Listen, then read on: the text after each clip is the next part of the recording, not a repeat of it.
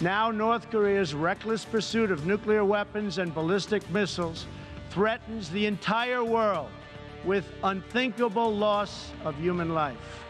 United States President Donald Trump calls on the United Nations to take stronger action against the DPRK's pursuit of nuclear weapons. Hello, I'm Anand Naidu, and this is The Heat.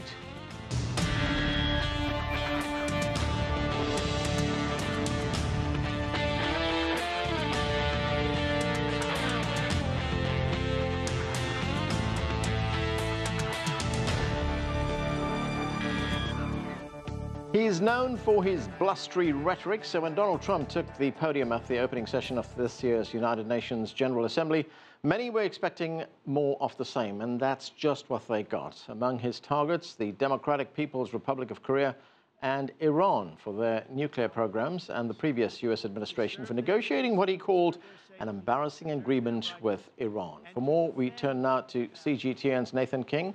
He is at the United Nations. And Nathan, the DPRK and Iran, high on the president's agenda. Yes, absolutely, and in fact, they're part of the wicked few, as Donald Trump called them, rogue nations. That would include the DPRK, as you said, Iran. Also, he had words for Venezuela and Cuba, as well as Syria as well. Yeah, this was a very nationalistic speech from an American leader, perhaps the most nationalistic speech I've heard here, and I've covered about 17 of these things. America first, he said. As U.S. president, I will always put American citizens first, and you too should, he said to the other countries. A very non-international speech in the biggest international body there is. But you're right, he did single out the DPRK and Iran. Let's hear what he said about Kim Jong-un. He used his new phrase, Rocket Man. The United States has great strength and patience. But if it is forced to defend itself or its allies, we will have no choice but to totally destroy North Korea. Rocket Man is on a suicide mission for himself and for his regime. The United States is ready, willing, and able, but hopefully this will not be necessary.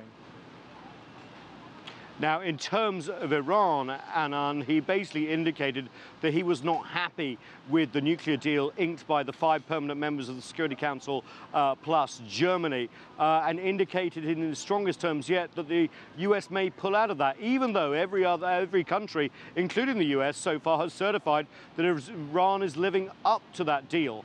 It's going to be very interesting to see how the US handles if they are going to pull out, and how the rest of the world is going to respond. So far, Tehran says they're sticking by the deal and may stick by it even if the US pulls out. Nathan, what's been the other reaction to the president's speech? It was his first address to the UN General Assembly.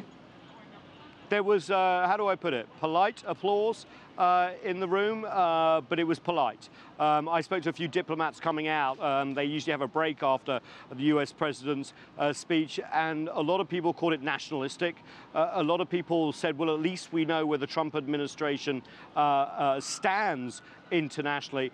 But a lot of people very worried about DPRK. This rhetoric is very strong indeed. There is a feeling that diplomacy, even though the US is backing diplomacy here, they've got 2 sanctions resolutions passed through the Security Council in recent months, that their military option is still very much on the table, and this rhetoric will only add to misunderstandings. And also, you know, this was not a vote of confidence in the United Nations. I think he said sovereign or sovereignty 19 times, but not in a way of sovereign nations sharing the international common goods. This is very much, we're going to go it alone, we're going to stand for our interests, and you should too. Thanks, Nathan. That's CGTN's Nathan King reporting from the United Nations. Well, there's much to talk about. Let's get to our panel. Joining us from the United Nations is Abdelhamid Siyam, a former UN spokesman. He's currently a professor of Middle Eastern Studies at Rutgers University. Qinduo Xu is a political analyst with China Radio International. He joins us from Beijing. With us here in Washington in the studio is Trita Parsi. He's the founder and president of the National Iranian American Council. And joining us from New York is Hugh Dugan, an international affairs scholar. He served in the United States Diplomatic Corps for more than 30 years, advising 11 UN ambassadors. Thank you to all of you for joining us. Trita Parsi, let's start in the studio right here. So Donald Trump has made his first speech as president to the UN, threatening the destruction of an entire country, threatening to pull out of the Iran nuclear deal, something that you know a lot about. What did you make of it? I think he is signaling what he has been telegraphing for quite some time, that he's looking for a way to get out of the deal. He was hinting that something would come soon, and what he's probably talking about is the October 15th deadline in which he has to certify to Congress that Iran is in compliance. He hates having to do so, and he's going to use a clause within that law that mandates him to certify, in which he doesn't have to just certify whether Iran is living up to the deal or not, which it is, but also say whether he thinks that it still is in the U.S.'s national interest to continue with the sanctions relief. He's going to use that to say that in the totality of U.S.-Iran relations, the Iranians are doing so many negative things, so it's not worth keeping the nuclear deal. And he's going to give it to Congress for them to decide. Because something we hear very often, and we heard it again today from a Republican congressman who said, Iran's not living up to the spirit of the deal. Well, I wrote a book about this deal. Right. I never came across the spirit. I don't even know what that actually means. I mean, if you violate a traffic law, if you speed, you'll get a ticket. But can you imagine getting stopped by the police saying, well, you weren't driving too fast, but you broke the spirit of our traffic laws? This is nonsense. This is someone that is desperately trying to find a way out of this deal for reasons that they are not being actually frank with the international community or with the American people about. Right. Sounds totally subjective. Hugh Dugan at the United Nations. You know, we look at the UN. You've served there for a long time as a diplomat. You've advised ambassadors, as we pointed out. Here we have a body that was created after World War II to promote peace, to hold the peace around the world, to maintain international security. And we have a United States president who goes there and threatens the obliteration of an entire country and its 25 million people. Is that an abuse of that platform? Well, let's not forget, North Korea is sending off missiles and conducting nuclear tests, which are actions, which speak louder than words. But should not the president be coming up with solutions rather than threatening to obliterate a country? I think the world is looking to more diplomatic ideas and options, and to get the world's attention to think more creatively about things beyond mere economic sanctions.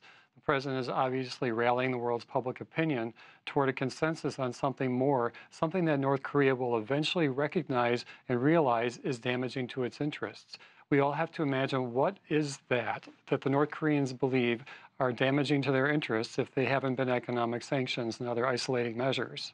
So we've got to think about that. And one of the things that would harm their interests is to be denied access to the world platform, as all other freedom-loving countries do at the United Nations. They sit at the United Nations with impunity all of these years, punishing their people. It's a prison masquerading as a state, and perhaps it doesn't really belong, or at least that regime does not belong and have the benefit of sitting in the United Nations. That could be a diplomatic measure that's worth exploring. Right, Hugh, but let's look at the view from Pyongyang right now. If you're in Pyongyang right now and you look at this threat, have you not just received the best reason to expand, to intensify the development of your nuclear weapons? I think they're finding out that doing so puts them more at risk. And that's the effort that we're trying to convey, the message we're trying to convey. They are going down a path that is putting them more at risk by doing this. Qinduo Xu, China, of course, must be watching this very closely. China not only shares a border with the DPRK, the Democratic People's Republic of Korea, but is also its main trade partner. How will Beijing be looking at this speech today? Well, I think, the people's reaction would be like, the United Nations is a place for diplomacy, and you don't usually talk much about destroying another country. And I think, North Korea is perfectly clear that if they launch any attack against the U.S. directly, yes, their country will be defeated and will be possibly destroyed by the United States, because the U.S. is fully capable in terms of a military power to destroy North Korea. So that's why North Korea won't attack. And it's impossible to think of North Korea attacking U.S. interests with ICBM, the missile attacks against the U.S. interests. And so I think the president here is speaking The truth, yes, like everybody basically understand that. I think North Korea understand that, but this does not help with the situation, because what we need is a political solution, diplomatic solution, more diplomacy, maybe possibly more sanction, tightening sanctions against North Korea. But this kind of talk is more like North Korean style, using confrontation against confrontation, high pressure against high pressure, but it will result basically, nothing beneficial, nothing progressive to solve this problem. And I'm just wondering, Qinduo, does this make diplomacy more difficult right now? Because if there is a chance of talks to resolve this, will the DPRK now say, well, look, we've been threatened?